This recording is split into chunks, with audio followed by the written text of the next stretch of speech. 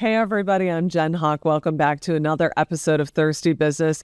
This one for me is really special. I had a business trip to the UK and I found our next guest on a late night YouTube rabbit hole where I was listening to sensory experiences with beer.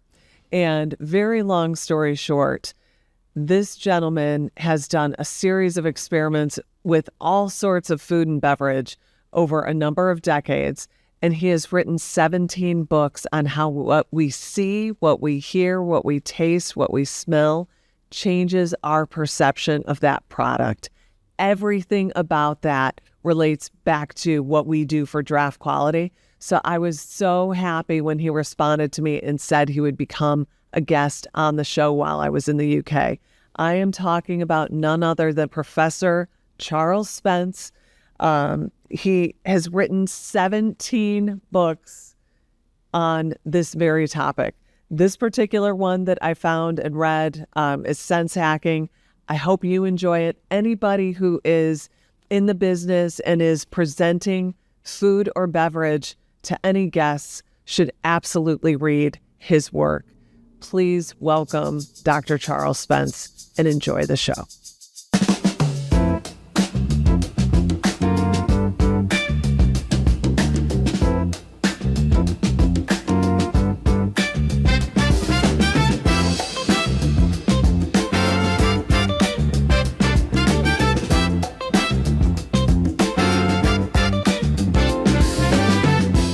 Last night, my mom is with me and my daughter was with me and we started walking around town and there was a pub straight down here. Is it called the White Hare or the White Horse? White Horse. You're gonna love this. So I'm standing up because I listen to the rules when you go to the English pub. Like you can go find a seat, but somebody's got to go stand up at the bar and order the beer. And the lady in front of me said to the bartender, "Please don't give it to me in a plastic cup. It just doesn't taste the same." Can you believe it? Of all things. And I said, well, you know, there's been scientific study to show that that's actually true. She said, excuse me? I said, yeah, I'm actually here to interview a professor, Charles Spence, and he's done decades of study that the beer does not taste the same if you're not in the glass that you're expecting, or if it's not served, I should say, in the glass you're expecting. So, I mean, come on, that was a little bit of magic.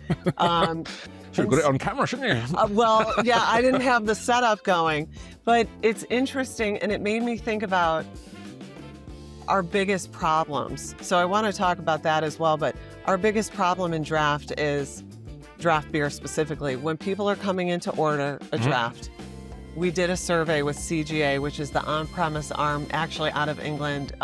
They're associated with Nielsen, the ratings company. And they surveyed about 800 people and said, what do you expect when you get a draft beer? Number one was a better taste and number two was freshness. And so if the expectation of this is not meeting the actual experience of it, that's our biggest problem that we have. It's off-putting. And so talk a little bit about that as far as you have sensory memories. And so when you go and you have a draft beer, you're thinking, oh, I'm craving this. And what if that experience doesn't match? So, I guess, there's room to play. Before we put anything in our mouths, then I guess our brains always make a prediction about what that might be, how it will taste, and such like.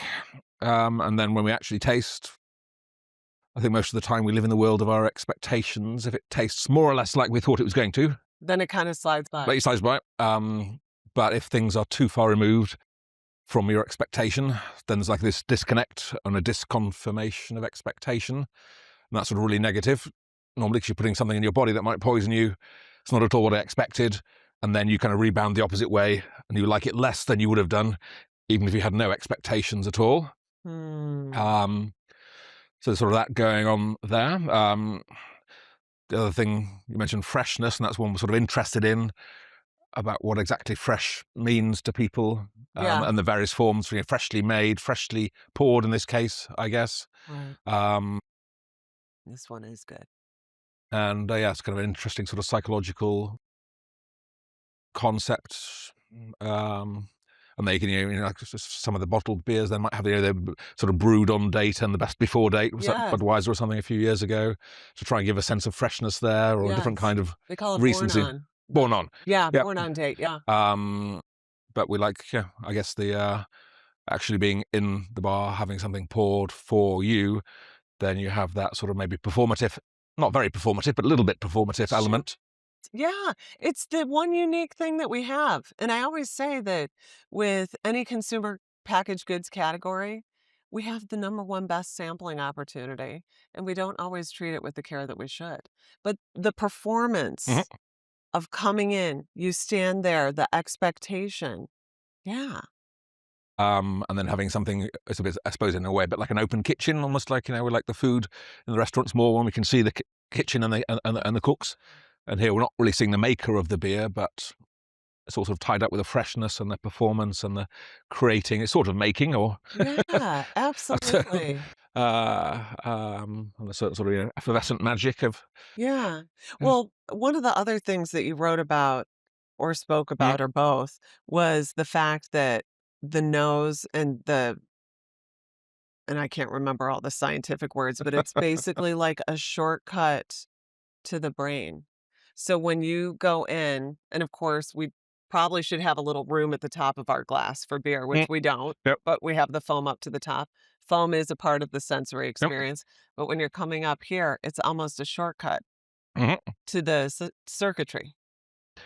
Yeah. I'm not sure this was the best example Yeah. of a head, but then maybe like I suppose you either have a space in the top of the glass as you do for wine, and then maybe for the beers and for coffee, then you don't very often. But then you have the crema or the head to capture some of the volatiles Yeah. in the space, um, and so maybe get them that way as I guess those sort of volatile that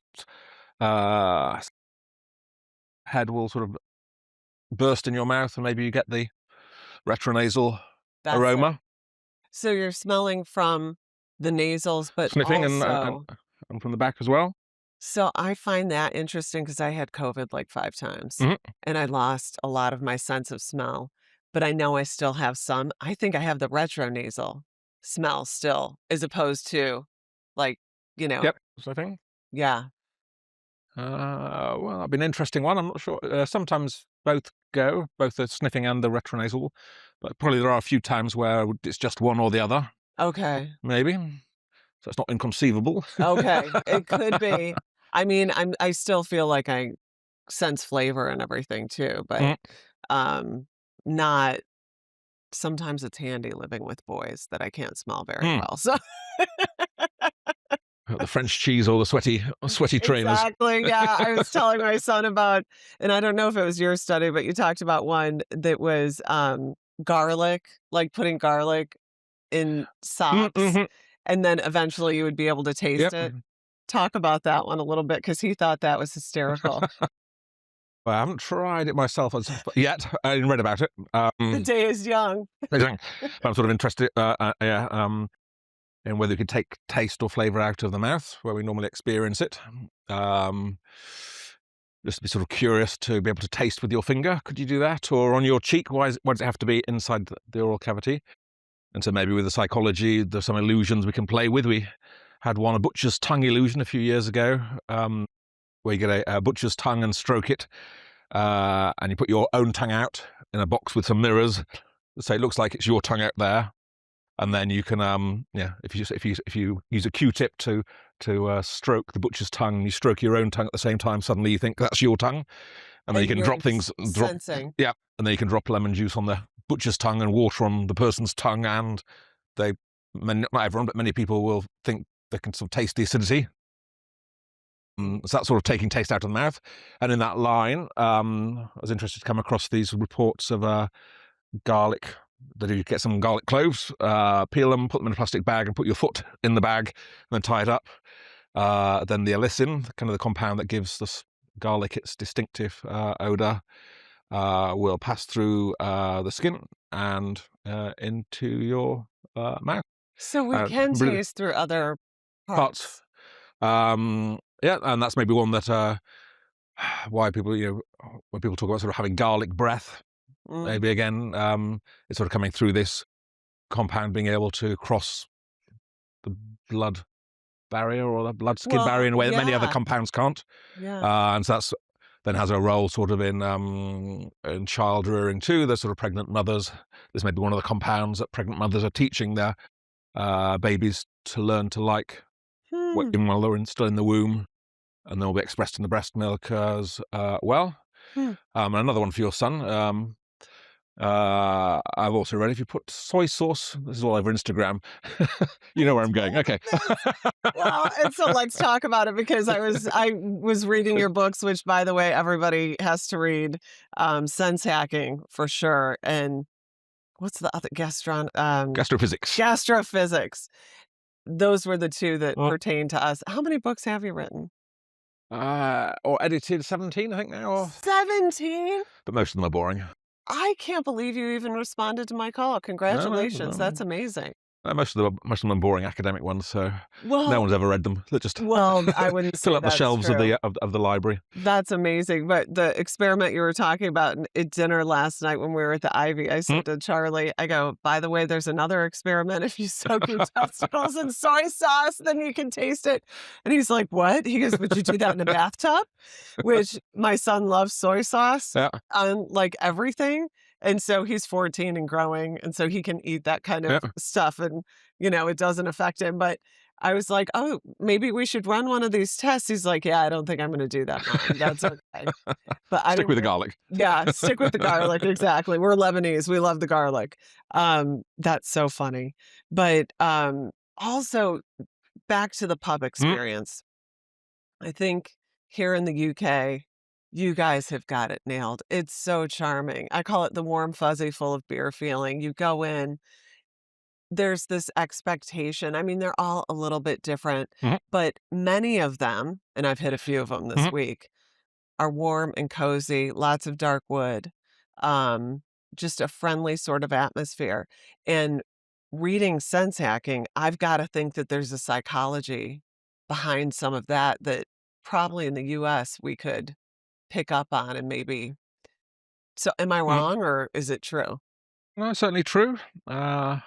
If I just sort of think about the pubs here in Oxford, and many of them are those sort of small, cosy, They're- uh, yes, sort of floors that are not quite flat and they're so old. higgledy-piggledy, that'd be the word.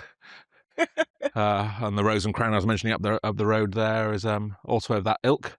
Looks like they haven't, given the walls a new coat of paint for I don't know how many decades. Still got the sort of smoking staining from decades gone by, but a place where not quite where everyone knows your name, Yeah, the but Cheers they effect. familiar, yeah. And you can find some pubs like that here. And if the King's Arms down at the end of the street here, just the next pub along from the White Horse, Yeah. then that's got sort of pictures of former professors and people who've been in over the years, and yeah, sort of welcoming and done deliberately, or I Well, don't know exactly. I mean, that sort of contrasts with, I don't know, what do you have, the sports bar you have in the States, isn't it? yeah, And it's not, is it a place, yeah, just to watch, and you've got the loud blaring things there, and TVs, yeah. Oh, completely. and whether it's something about the last few times I've been in the States, in the bars, you sort of have people mostly sort of up against sitting at the counter, Yeah. staring at the screen, and so not very convivial, maybe in the sense that these English pubs would all have sort of tables. And like just last week when we were at the Rose and Crown, there's some guy there sitting by himself, and we sort of sat at the other end of the table, and then a conversation ensues. What are you doing here? You're not a regular. I was delivering some furniture here. I've been in here for 3 nights. Oh. And then started buying us pints of beer, and that wouldn't happen, I guess, necessarily so easily if you were like that. But whereas we were sitting at the same table, this person by himself, so then you're sort of not forced into, but more You're thrown likely to engage. together. You are a group in some sense. And when my father was alive, we'd take him every Thursday, and he couldn't help if he saw a pensioner lady or two by themselves. He would always start a conversation with Yeah. them, and that was sort of somehow allowed and expected and part of the experience of going for the beer. Uh, The yeah, socialization, which the younger generation is totally struggling with. And I know that's not your area of expertise, but well, psychology, right? I Mm-hmm. mean, and so in the States, we've had all of this, oh, no safe legal limit for Yep. drinking. It causes cancer. Yep. It's this, it's that. But many articles have come out this year talking about the fact that socialization, people are more lonely not going to the pub, even if they're sitting next to somebody watching a TV.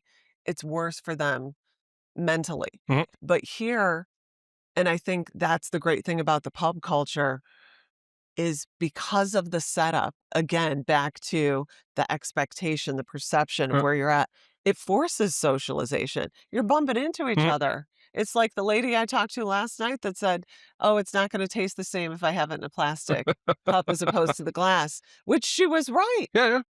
But, Yeah, I'm sure it's probably the same here yeah. with young people and social media.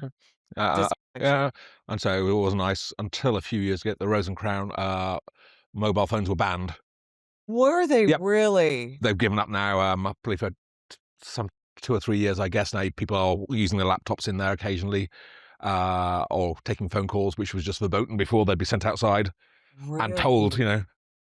Well, it's interesting because there's a rise right now with some young people, kind of the offline culture where they're doing different events where no cell phones are allowed, Mm, which I think is really interesting. So hopefully they can yeah, enact it back in. and the one, I'm not sure it was in, maybe it was in The Perfect Meal, the book before, Mm. gastrophysics, and the chapter on sort of digital technology and tasting. And there we came across a bar, Salve George, in Brazil somewhere, where somebody designed a beer glass with a sort of indentation here. So if you put it down, it would fall over. But the only way to keep it standing up was to put your mobile phone underneath, and that would support it. So it So forced the your behavior. mobile device became the beer mat. Oh, I how thought that was funny. nice. A nice, yeah, sort of art design attempt to make that point. Um, and that maybe if you got the other street up here, Walton Street, then now we've got suddenly all these coffee shops everywhere, Yeah. endless ones, and another one's just opened last week in the former supermarket, and that becomes the new office for people. And you will see when I cycled past this morning to get here, just rows of students all on their laptops. Yeah, Not so there's interacting. no expectation there necessarily of conviviality or socialization. I mean, maybe this is the younger generation, but it becomes like a library with coffee, effectively. Yeah. Um, so a very different kind of attitude. You won't find people. They could be working on their laptops in the pub, but they don't. So a different sort of, even the That young ones. I didn't make that observation. And that comes back to design of the environment too, right? So if you have all these little tables super close together, people are more likely, like you said with your dad, a couple of ladies Mm, sitting there. They're not talking to anybody. It's expected, it's invited, and maybe that is something that we're missing in modern design of some of these places where it would be better. Or I guess it depends on what the intent of the place is as well. But if we want to encourage socialization, I say the English pub and also the Irish with their songs. mm. My God, if you've ever spent any time in an Irish pub, Yeah. So no, not so much, but that is a kind of the classic multisensory experience design. yeah. You sort of think, well, there is that atmosphere, and it's sort of been exported across the world. The orange pub concept.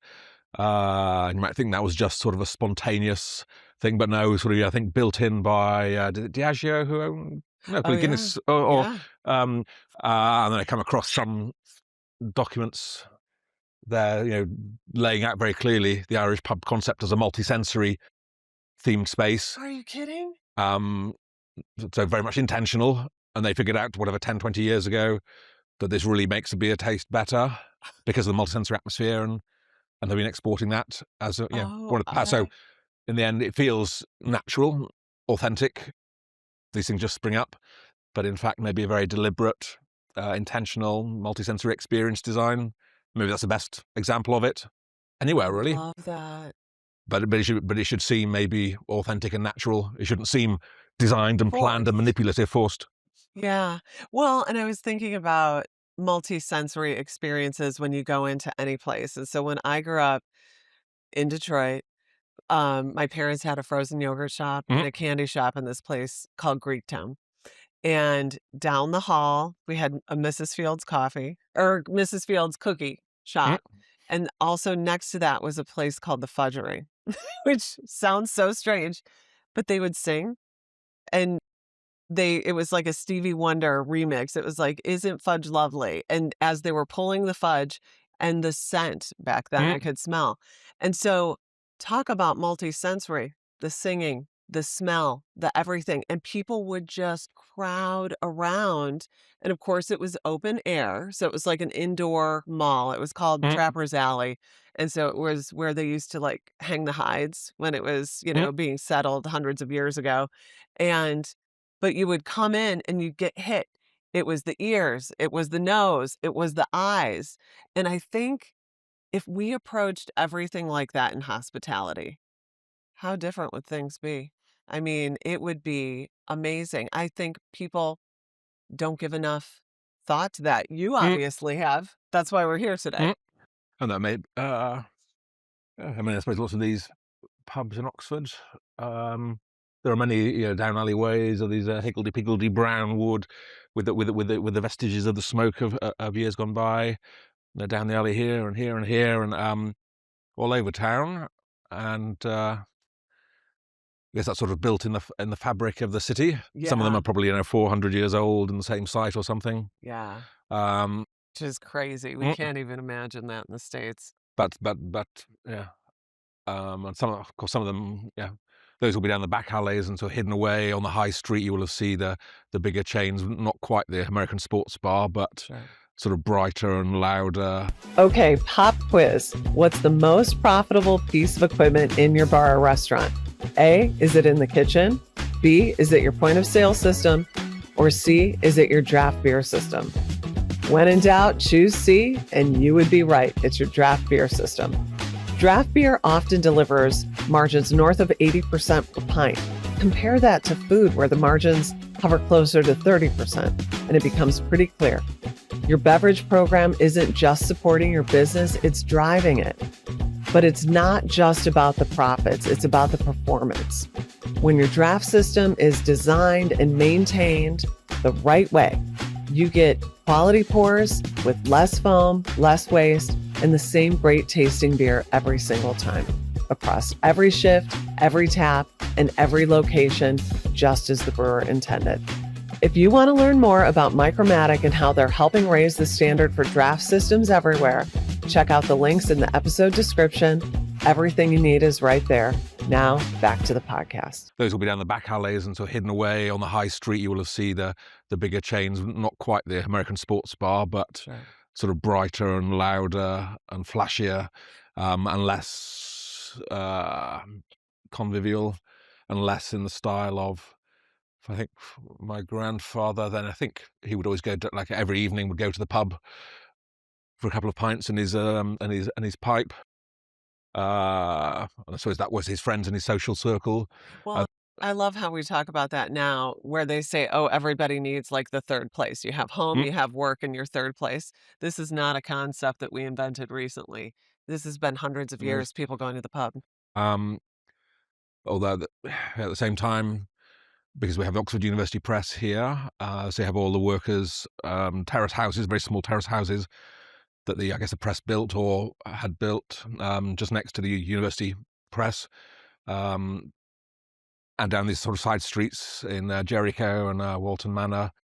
Probably at the end of every street there would have been a pub, Yeah. but many of them now are uh, being turned into apartments. So the Horse and Jockeys down this street, that's gone. Many others you can still see a bit of the vestiges of a sign, Mhm. but probably 90% of those places have gone, reflecting sort of maybe a change in lifestyle or something. Or Yeah, I follow that, and there's, an association, I don't know if it's the BII, it's here in the UK, and it's kind of an epidemic that's happening with pubs right now, mm, that there's, like, 3 closing on yep, average a day, which I think is an absolute travesty, and from what I read, and I I'm not informed enough to have Mm, an opinion, but I think it has something to do with VAT tax is really high for all of the pubs, and so it's hard for mhm. them with the cost of goods, Yeah, everything. that's true. And that's really accelerating things in the restaurant sector too. But these ones, I think, for 10, 20 years now, there's been sort of steady decline Yeah, before those things really kicked in. uh, Yeah, maybe it's just changing social habits, that could be. perhaps. Um, Also, people not going into the office, maybe working remotely, it eliminates that opportunity perhaps to, "Oh, I'm gonna swing by the yeah, pub on my way home from yeah. work." And that, I guess, in the loss of pubs in the city centres happened later than all the pubs in the countryside. When it was sort of drink driving laws were changed or introduced, then suddenly, I guess most of the pubs in the countryside closed down because you couldn't. You can't drive out Yeah. there. Yeah. So, Yeah, you can't have 3 or 4 of yeah. these and then mosey on down. Yeah, in a Uh, car, no. so they had to sort of turn into, I don't know, gastro pubs or restaurants or something to Yeah, um, as a result. yeah. Interesting. Well, back to the beer glass, Mhm. which I love. So, I was thinking about this after I read what you had written about the expectation, the Uh, weight of a glass, and I had a glass of Prosecco, mhm. and that one's a light glass, you can really feel the coldness. I know that that developed over time to present each of those products in the best possible way, but you did a study on glasses that were not round, and I don't know that it was specific to beer, I don't think so, but people don't like glasses that have edges. Is that true? Depending on the drink. Depending on the drink. Really? So you might think of something like the Hoegaarden Yeah. glass. Yeah. That's sort of got the angular Yes. lines. And maybe that works for the acidity. To bring out citrus notes, I think. So in that case, you've got a sort of a branded beer glass that also conveys a functional benefit. Yeah. And we did some work with Stella Artois a decade ago or so for their chalice glasses. Those are beautiful. And the stems on the chalice glasses, then there is also deliberately sort of angular, so not round, but sort of a rectangle, square. So you feel that On the stem. stem on the stem. Yeah. And if that's where you're holding your glass, then you're getting more of that sort of angularity. Interesting. Um, so it can be done. Yeah, that Well, sounds very I think also for, I mean, you would never serve a gin and tonic in a sort of a cut glass, uh, rocks glass, and yet whiskey you expect it in there, and then again you sort of feel with the cut glass. I guess that sort of always tends to be lines, yes. and I sort of do wonder. I haven't done the experiment yet, but if you're feeling those straight edges, does that work for that Does it drink, but not? not for others? Yeah. Um, and certainly, in general, you might think rounder glasses, rounder surface, rounder feel should be preferred to the extent that people like sweeter tasting things in Right. general. Um, and Unsweet, yeah, that goes yeah, together. and we've done it. Others have done it for wine. Um, Having a rounder glass or a slightly more angular one, and the rounder glass brings out sort of a sweet and fruity notes. Okay. We've done it with soft drinks, I think. Well, you talked about the 7 Up Yeah, circle, yeah, yeah, as and well. Yeah, that that sort of. So, and did they add that because it made the drink taste sweeter? we'll never know for sure. Right. But as far as I can trace the story back, uh, I mean, actually, it's probably Louis Cheskin, Madison Avenue's marketing magician, Yeah. who put it there, along with the golden breasts of McDonald's. So a very sort of Freudian take on things. And he was doing studies of adding yellow and green to the can of 7-Up and asking consumers what they thought, and that changed the taste. So it makes sense that red is sweet and round is sweet. So put those two cues together. In that case, Mm, it could, I imagine it could well be deliberate from mhm. him. He never really explained what he was doing or why, but he come across a number of things. He was also changing. One of my favorite examples, Seagram's gin, I think. Oh, And, yeah. and he figured out that while it was mostly the men who were drinking it at home, it was the housewives who were buying it in The store. eye appeal. And if it had an angular label, then women didn't like it as much because it seemed harsher and rougher. So he suggested rounding off the edges, and supposedly, sales success followed. So he was doing it that way. But if you think back to San Pellegrino, then you have a sort of red star. Yeah. We find that sweetness is round, but angularity is bitter and carbonated. So for Aquapanna, they still version of water, you have no stars, but for San Pellegrino, you have red stars, and they've been there since 1890s. I can't figure out why. Maybe it's just accidental, or intuitive from the person who made the first label. This sort of felt right somehow. Yeah. And now we have the ways to assess this, measure it, and think about why it exists, and then extend it to other categories like beer, which is also sort of bitter, which is angular and carbonated. Yeah. And then from the very first, is it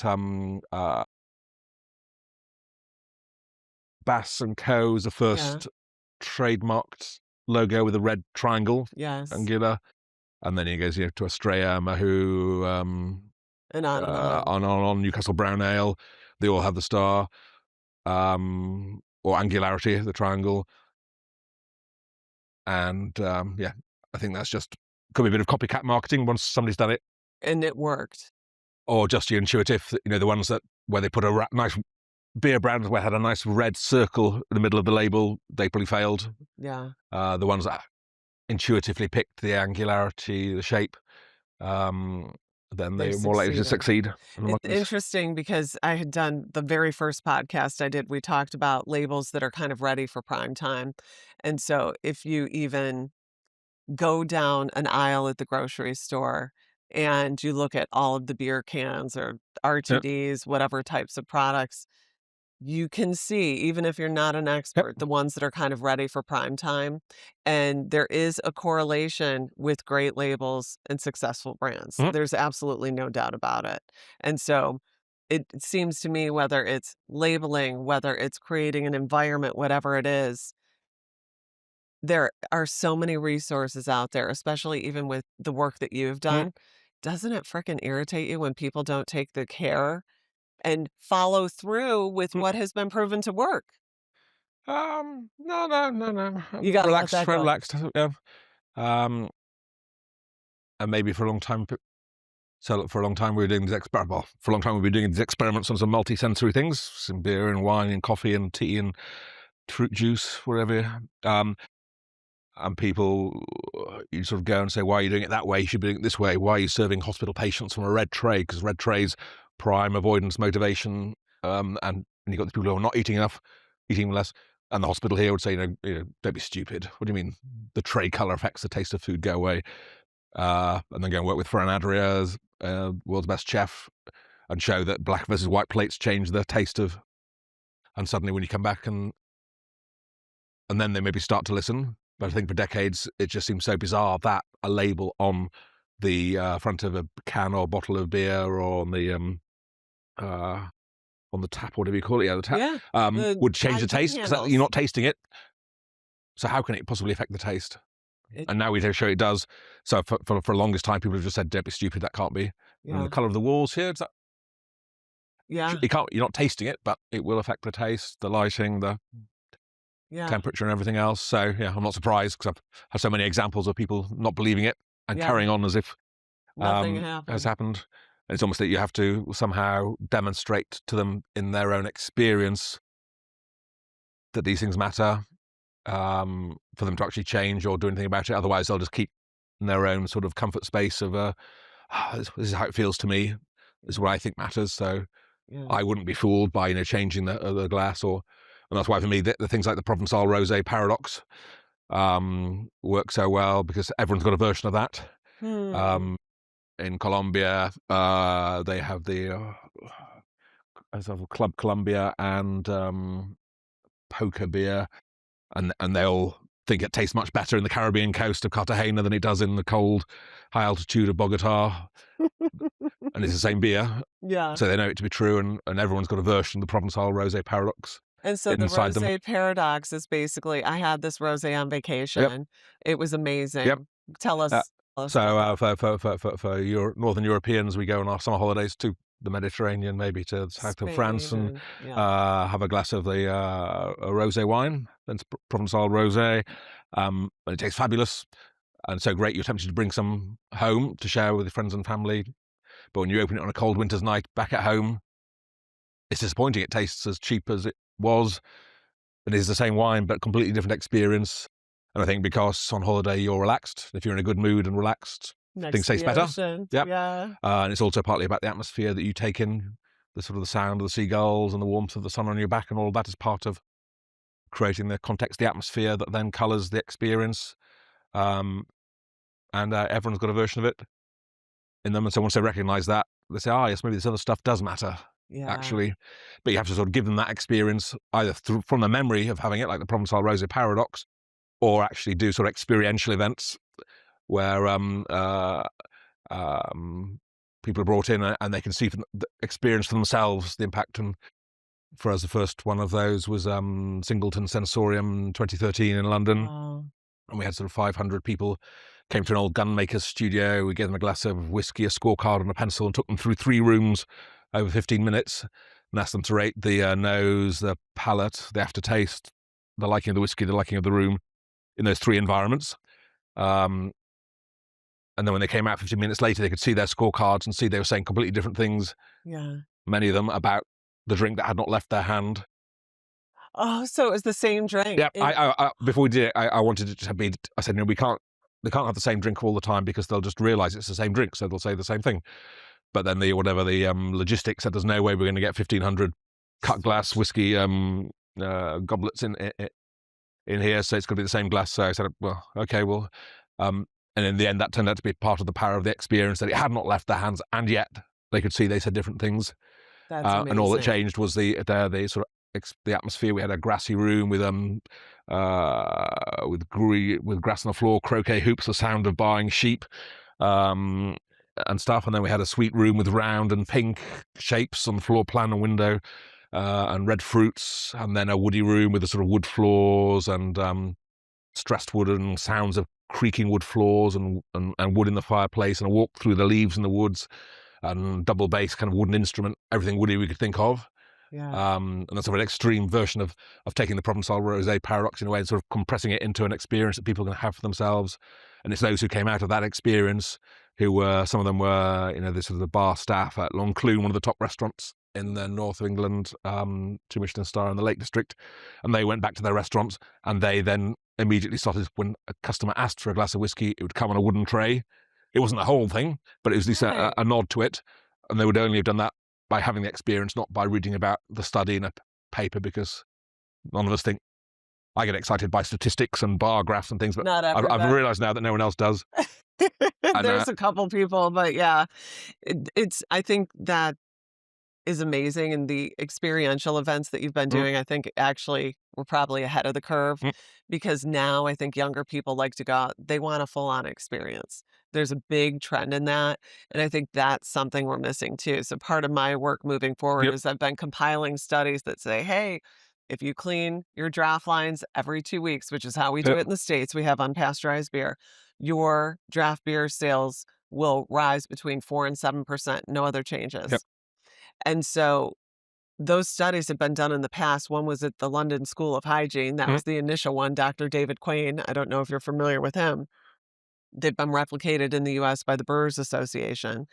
And I think you're probably exactly right that you have to find a way to show people the better way so they can, again, back to sense hacking, see, smell, taste, touch, get the full experience of what the benefit to them would be. And, even with beer glasses, you're not supposed to use petroleum-based detergents because they stick in the glass. And sometimes it ruins the aroma because it's not rinsed fully. And so trying to explain to people, it's hard to get them all into a room though, isn't it? Well, if you offer them something, free drinks, that'll probably do it Yeah, for we many could do that. people. And yeah, and I suppose, as you say, the younger generations love an experience now. The experience economy Yes. still going full steam ahead, and they're either maybe you can't give everybody the experience, but then the question of how to sort of that they maybe read about the experience or see it on the social media, and then there's some way that they can take part. They can recreate that experience in their own home or something. Yeah. Maybe. They like to go out and do things too, like Yeah. in groups. Like they don't want to just sit there necessarily and drink like my generation does. They want to have an activity along with it. Mm, And so I think that's genius. And I think that that could mm, translate to many, many mhm. things. I remember, was it back in, again, probably about 2017, when we were thinking about the chalice glass for the Stella. Then we did a project with the Roots in the States, Really? and they'd read Gastrophysics and loved it. The band? Yeah, You're just on Saturday kidding. Night Live. So we went out to New York and did like a multisensory workshop with them in one of the studios on, I forget which street it was, famous You're music kidding. studio. And then they created a track, Sweet to the Bitter End, and then the instrumentation on the track and the visuals of the pop video changed to bring out the sweet or the bitter notes. And that sort of goes alongside, and then you can sort of download that or scan it, and for yourself in the home environment, then change the bitterness or sweetness through sort of multi-sensory seasoning, and that anybody could do at home. And that sort of then links to these sort of sensorium dinners they were running for a while in different capital cities around the world that only a few hundred people could get to, but everyone could have the at-home experience. How cool. The It was Roots. the Roots. So the reason why I know the Roots Yeah. is they were on a show called Yo Gabba Gabba, which was produced by Mark Mothersbaugh, who was from a band called Devo. I don't know, and they were Whip It. You lost me at the first step. Well, but they would come on, and it was a little kid show. Yep. I've had all these kids over 3 Yeah. decades, basically, and so Yo Gabba Gabba, the Roots were on that show from time to time. On Saturday Night Live, weren't they? Yeah, that was while? the band, and they're so creative, so that doesn't surprise Mm. me, actually, that they would experiment with that. So it's basically the music and the visuals Visuals and the video that then and the people, video. but then and that That's was sort so of inspired. cool. So we got this great trip to New York and did like a multi-sensory. I think we did the Butcher's Tongue Illusion I was telling you about. We did that with them and a few other tricks and stuff, and then then they created the track and recorded it, and the choice of instruments to bring in or fade out to bring out a sweet or bitter was sort of based on our research and things, and the workshop and the shapes as well. And a nice example to take beer in new directions. I love that. Was That also reminds me how I found you, which I've seen you online before, and obviously with sense hacking Mm. and everything. But I came across a video one night I was going down some Mm. rabbit hole, and it was a journalist. I think his name was Tom Brown, and he had done beer to music pairing with New Yes. Order. Yes, New yes, yes, Order.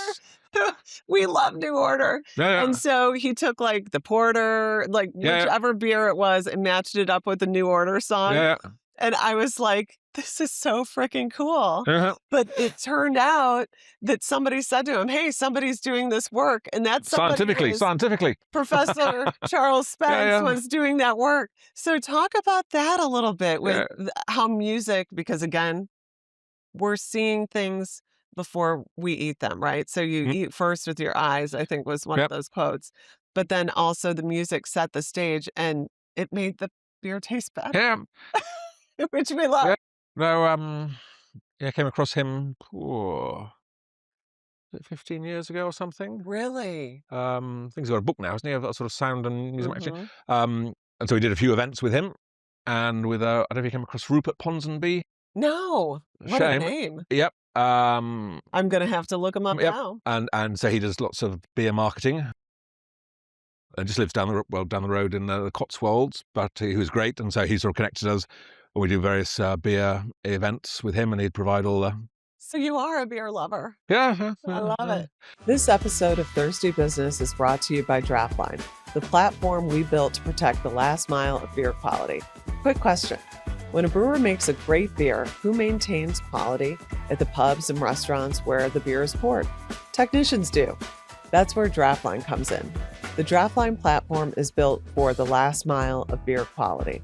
With Draftline technician services, teams document line cleaning, installs, and preventative maintenance right from the field. That information feeds into Draftline data and market analytics, the largest draft data set in the world, helping breweries and distributors understand what's really happening at the tap. And when teams need help in the field, Draftline's cloud support team is there behind the scenes, keeping technicians and operators and distributors all connected. Because great beer deserves more than just hope between the brewery and the glass. It deserves real-time visibility. Learn more about Draftline in the episode description. Now, back to the show. So you are a beer lover. Yeah. I love it. And through him, we did a few sound beer matching events. Him coming more from this sort of nostalgic, my personal story, and it's all New Order and such, like some bands Love of the that. 70s, 80s, Yeah. which love work that. to a certain demographic. Right, exactly. Older people But, like me. yeah. Right. It's okay. And we were doing sort of back in 2008. I had a PhD student, Anne Sylvie Chrisanel, and she loved singing in the choir and baking cakes, Oh. and had no idea what to do for a PhD. And so we said, let's just put those things together, music and taste, never thinking it would be replicable or would find anything. Why would people match different sounds with different tastes and flavours? Of beer. Yeah, and even if they did, then What who'd would it care? mean? Yeah. And yet, 18 years later, now it's just completely exploded as sort of sonic seasoning, as one name, using music and soundscapes to change the taste of food and drink, e.g. beer. And in a nice way for me, when I was an undergraduate, in the old days when we used to have libraries and there were no online resources and you had to go to the library and find the issue, Yeah. volume 33, part 2, and thumb through to try and find the article you're looking for your week's essay. You'd come across other stuff that was before it or after it. On one of those trips to the library back in 1989, I came across in Perceptual Motor Skills this paper from Kristen Holt Hansen, who described this amazing study that sort of time had forgotten about, where he gave people, he's in Copenhagen, and he gives people 10 undergraduates a bottle of Carlsberg Lager and a bottle of Carlsberg Elephant Lager, the highest strength export lager, and gets a tone generator and says, taste these lagers and then turn the pitch on the tone generator to find the pitch of harmony.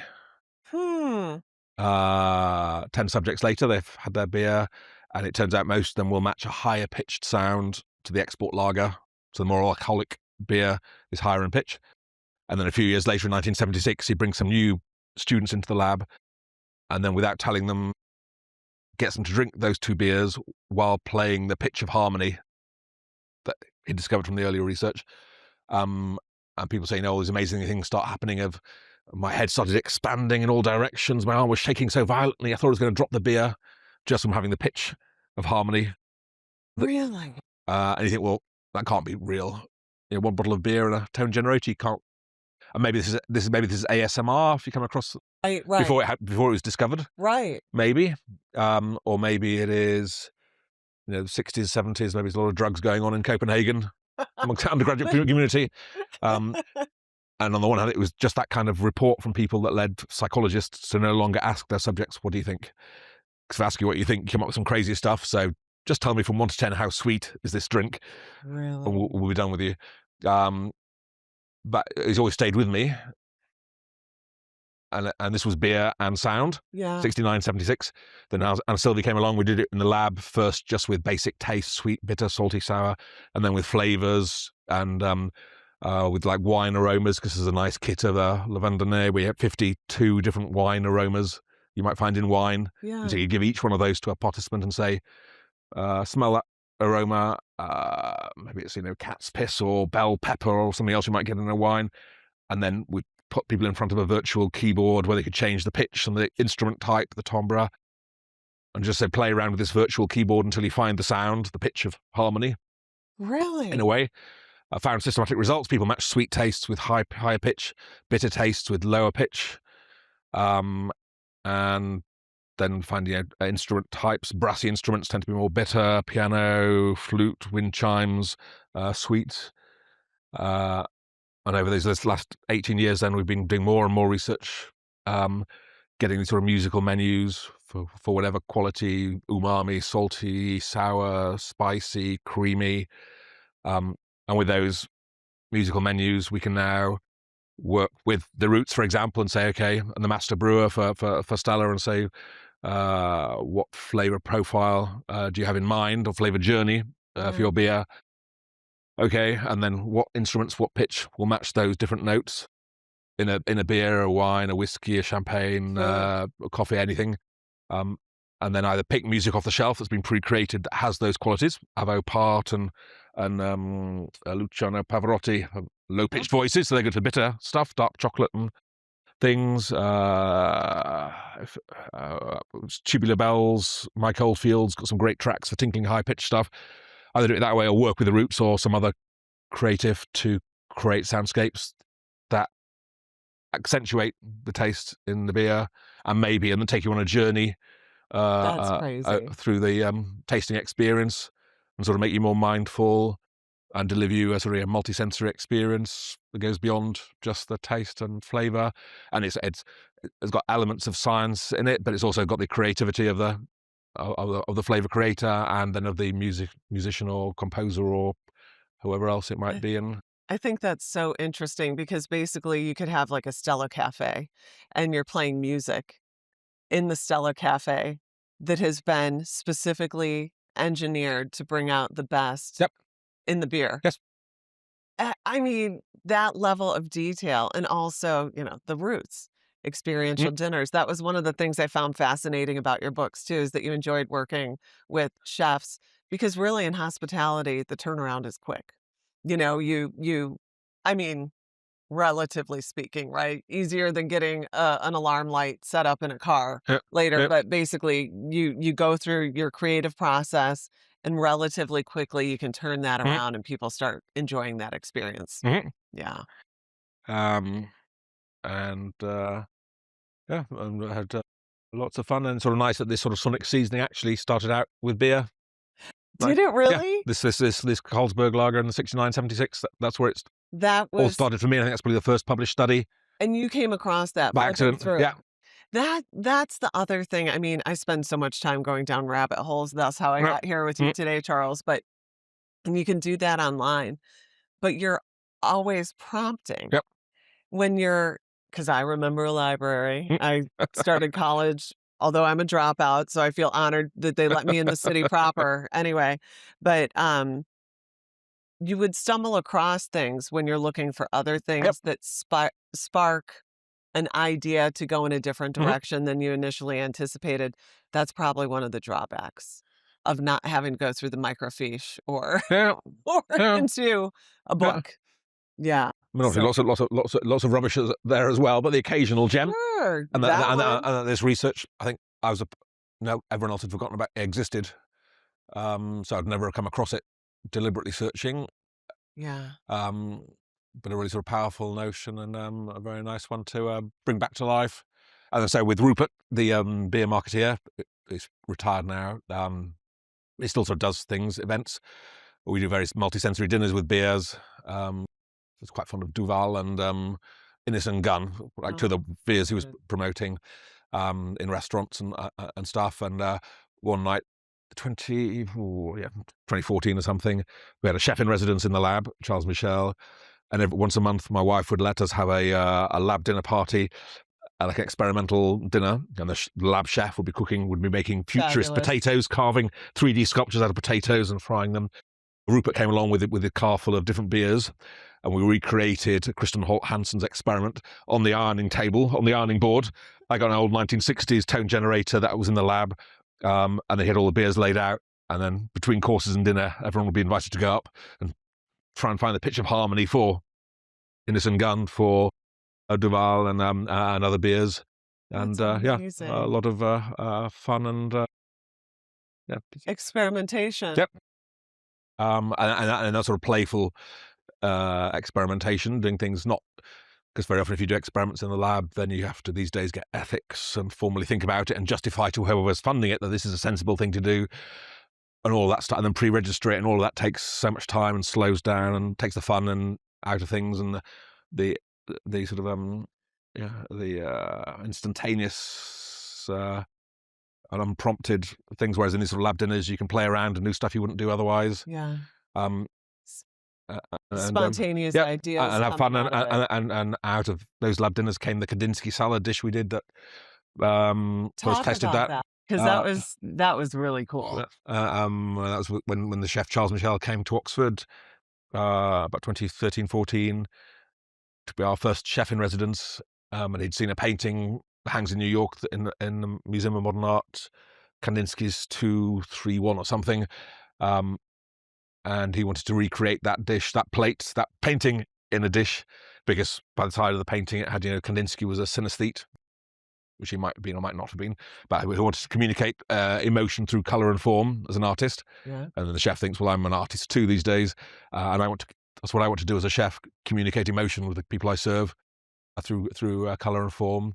So he created a Kandinsky salad, imitating the picture, with like 30 vegetable ingredients and mushroom paint and stuff. And he served that, and that's an interesting notion. So the chef can cook and make this beautiful salad, but he can't do statistics or experiments. Yeah. So putting with one of the experimental PhDs in the lab who can do statistics but can't cook. Yeah. And you got magic happening. And at home, in one of those lab dinners, I've still got the pictures of like 12 of us then, 12 Kandinsky salads, plated on painting canvases bought from the art shop downstairs here, and it's eaten with paintbrushes.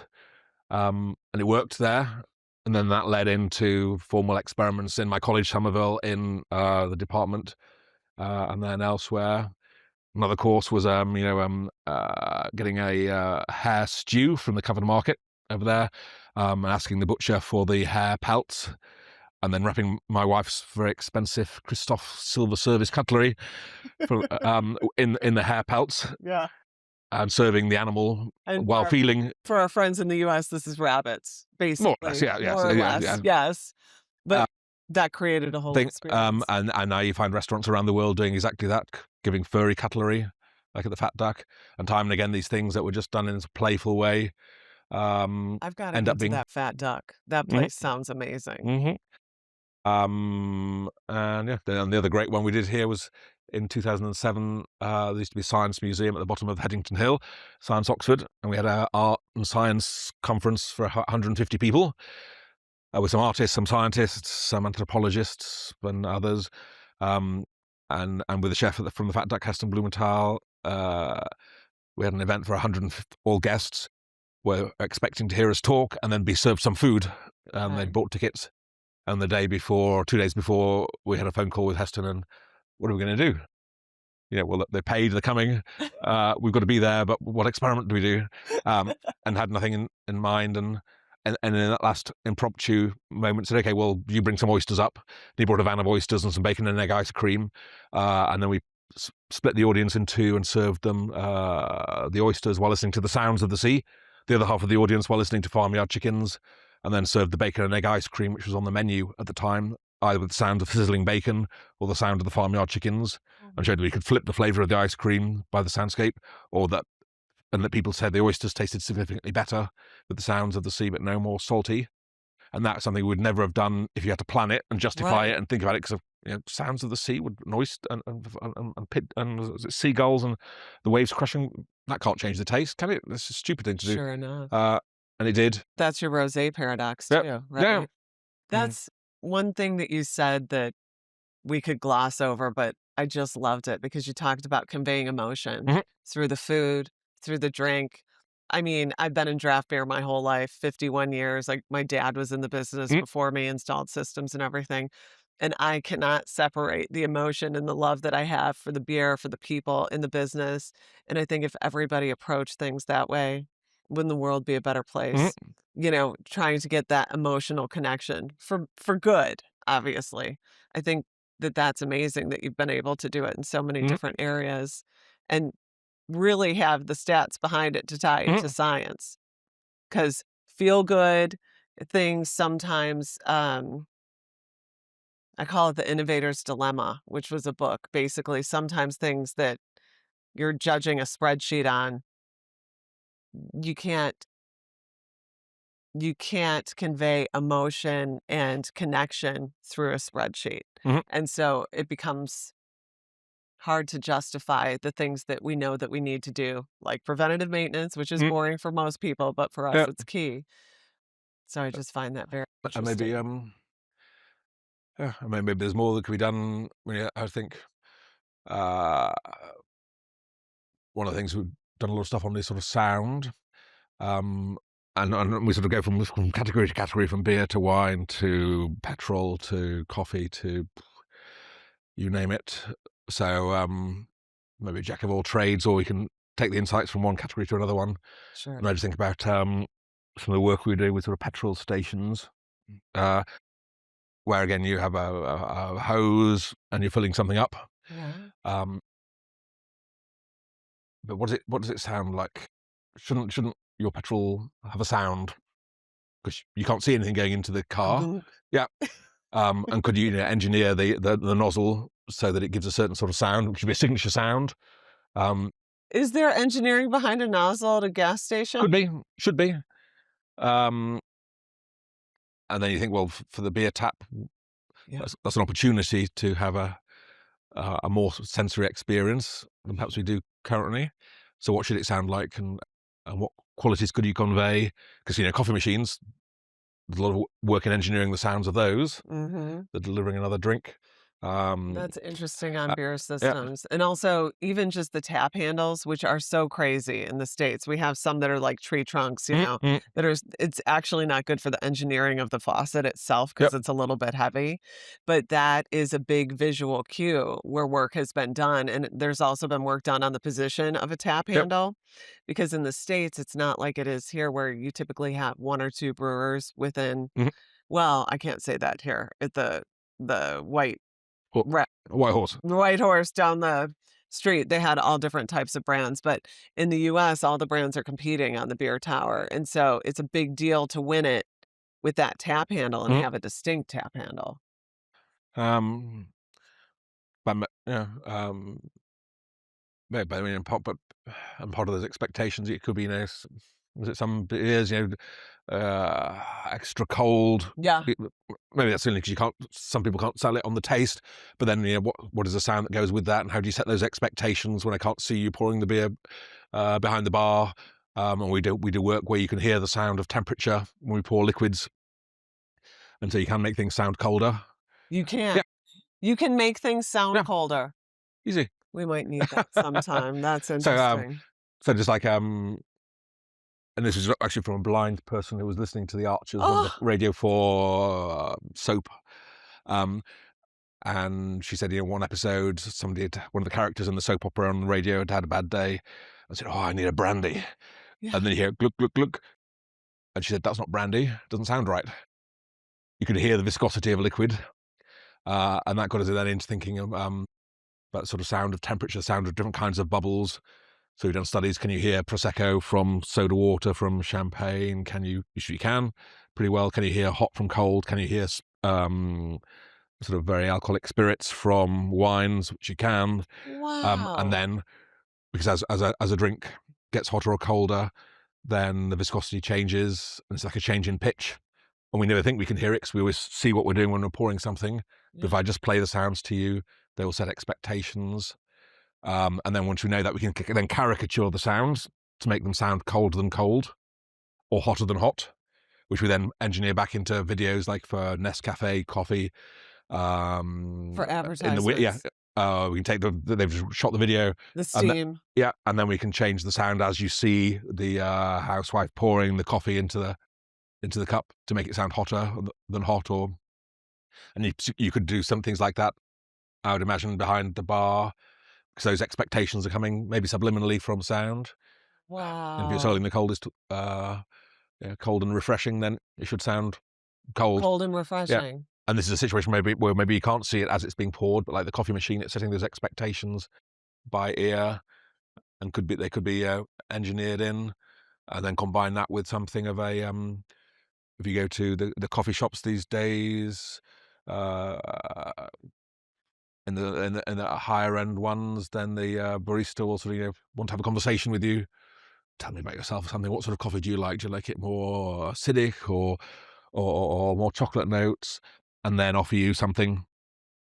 And that So whole interaction occasionally in the pubs they'll say, well, do you want a little taster of this beer or that beer? Right. Probably at the Rose and Crown, if you went, they would do that for you, but most pubs don't do that anymore. Just what do you want? Right. You should know what you want. But there's a loss of an opportunity for an interaction there, and you could take what those high-end coffee shops are doing and do it for beer. There's no reason Yeah. why not. And I guess that's the whole thing that led me here today is I think we are losing a lot of opportunities to engage consumers, to educate consumers. I think the beer consumer, because of the craft craze and Mhm. everything, is probably better educated than they have been ever. But I still see so many opportunities that we miss but when people care, you know, Mhm. you can do phenomenal things. I believe that. Um, yeah.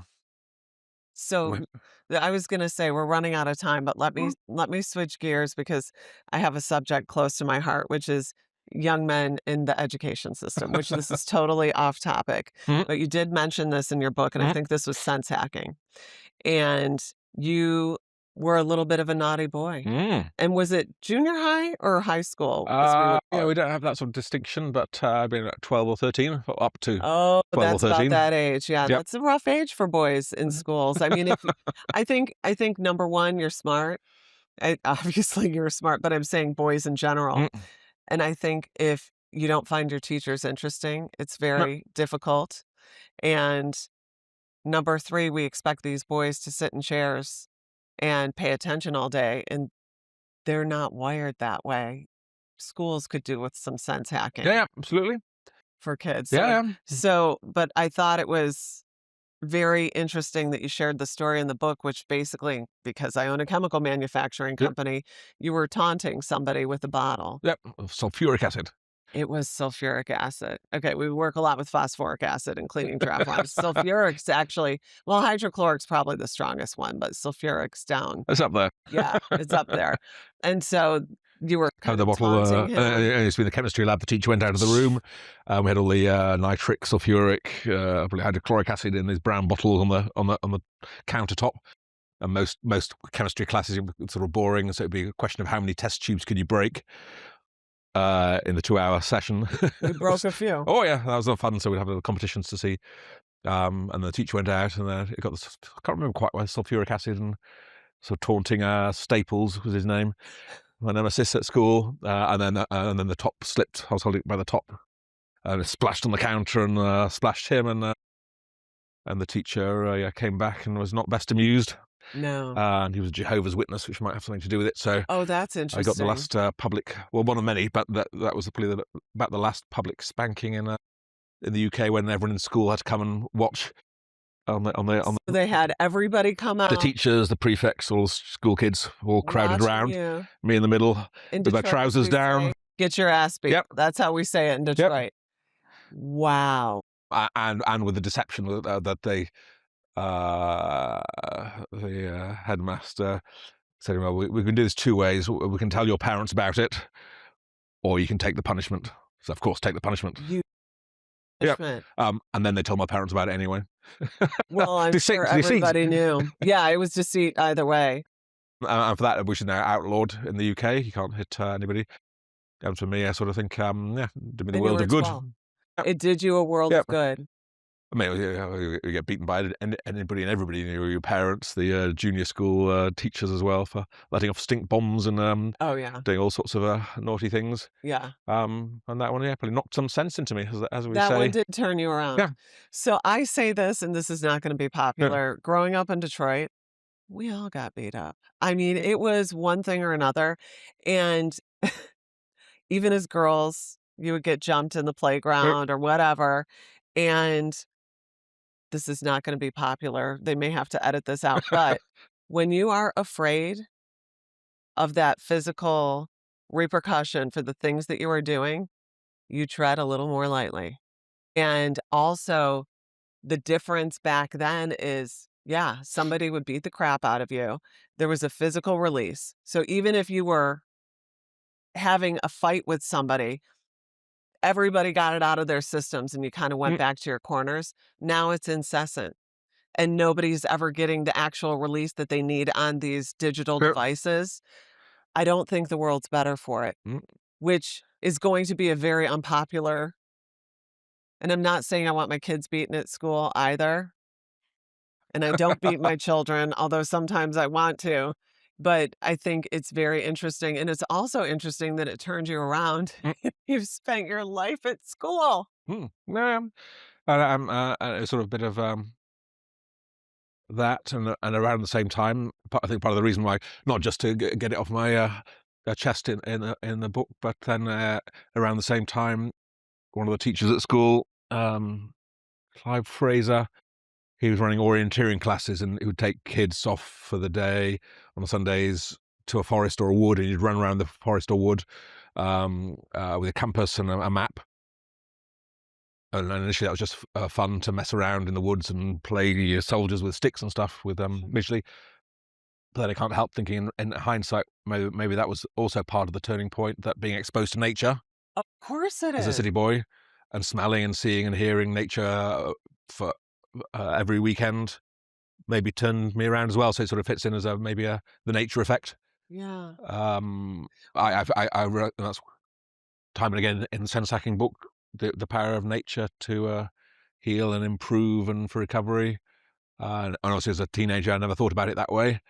But in Yeah. hindsight, think, well, how much of a role did that have on the way I Turnaround. turned out? Well, it's funny because I was listening to that part on the audiobook of Sense Hacking, and I do have the hard copies, but I'm on the go all the time, so it's easier for me to listen when I travel to the audiobooks.